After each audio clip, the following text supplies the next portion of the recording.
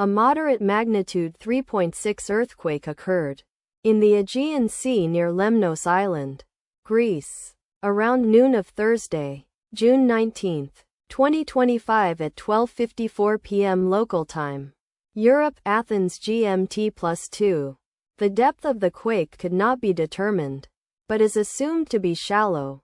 The quake was reported felt by some people near the epicenter. First to report. Raspberry shake after 2 minutes. The earthquake occurred 3 days after a magnitude 4.2 earthquake had hit on Monday, June 16, 2025, at 8:57 p.m. local time. Europe, Athens GMT +3.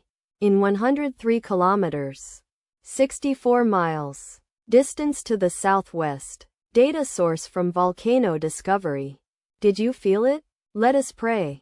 May the earthquake that occurred not affect our brothers and sisters there. May the earthquake not happen again. And may God protect everyone. Amen.